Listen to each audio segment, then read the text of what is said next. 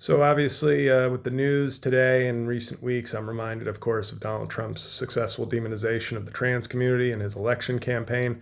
His infamous ad about Kamala Harris, she's for they, them, he's for you. Now, I don't know how stupid you need to be to think Donald Trump is for anybody but himself, but I suppose when the alternative is a black woman who might care about other marginalized communities, you'll just vote for the guy who's lying to your face.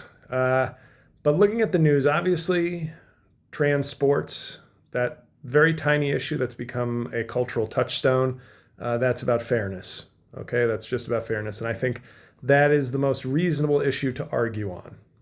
Some people may disagree with me. I think it is. I can completely understand it. I would argue that maybe local communities should be in charge of decisions for their own schools. But the issue here is, of course, that it was never about fairness and sports. It was a Trojan horse to usher in a reactionary, bigotry-filled campaign against not just trans people, but gay people, the LGBTQ community in general.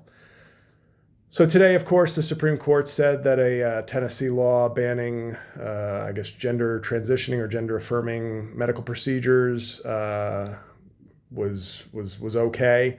Because obviously decisions that should be, it should be parental rights, but not those parents in consultation with their doctors. Parents who hate trans people or are uncomfortable about trans people, it's their rights that shall carry the day for all parents, not parents in consultation with their doctors doing what's best for their children, but the sort of fever dream of maybe ignorant people, maybe uncomfortable people, maybe hateful people. Those are the parental rights that we need to protect, not individual parents in their families in consultation with their doctors, but the parents who are most uncomfortable with what other families are doing. That's the parental rights we're protecting. Then I read an article today about, I believe she was in the Navy, but a decorated veteran who happens to be trans, who is leaving the military after many, many years of service because it's about protecting the kids. Oh, wait, but she's an adult and a decorated veteran. It's about troop morale. Well, her fellow soldiers, her fellow military personnel seem to like her and think she does good work. Oh, well, it's not about any of those things. Just get out of the military. Okay. And then I just got an alert that the suicide hotline will no longer be providing sort of specialized care for LGBTQ people. So now we've reached this absurd point of we're going to protect the youth by facilitating their suicides. Seems like I don't know. It's starting to feel like it's not about safety and kids and individual rights. It's starting to feel a lot like a sort of, and don't be confused. Yes, it's easy. Just like trans sports, trans athletes are the Trojan horse to attack the entire trans community. The trans community it's almost like Russian nesting dolls of bigotry.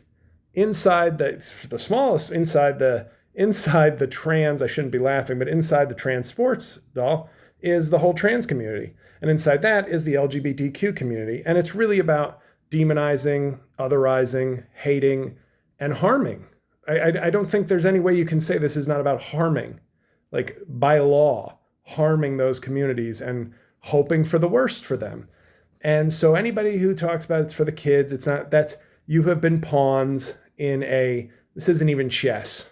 This is bigotry go fish that Trump and MAGA are doing. And so when it comes to issues like, what about fairness in sports? Here's why I'm inclined to say, you know what? If you're using this as a vehicle to demonize an entire community, I'm kind of leaning the other way on the fairness issue in sports. Because it's sports, it's swimming, it's track. I get it. You want everything fair, you want everything perfect.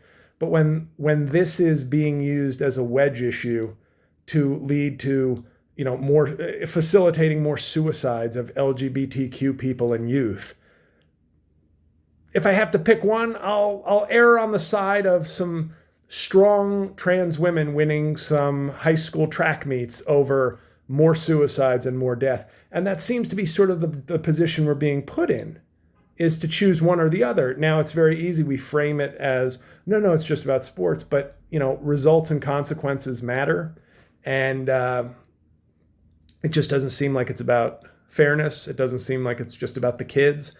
It doesn't seem like it's just about no DEI. It seems like a targeted and hateful legal structure to facilitate pain and hurt and death among more LGBTQ people. And I wish we could have a rational conversation and say, well, we all agree that these people deserve rights and to be happy and pursue happiness and their goals and their dreams in America. But clearly, a lot of people don't think that. And a lot of the people who don't think that find their entryway into this by talking about sports. And I wish we didn't have to choose one or the other, but it seems like we do. It seems like we can't just sit down and have a reasonable conversation about sports and agree that all the other rights and protections and needs should be met for the community as a whole. It seems that we don't agree on that. So if forced to now choose between a few track meets are going to be won by trans women or more suicides and unable to serve in the military and being demonized and mocked and humiliated and driven to the depths of depression, if those are the only two choices, then you know what? Sorry, I can't care about your track meet or your swim meet. I wish we could. I wish we could have a rational discussion on that, but clearly we can't.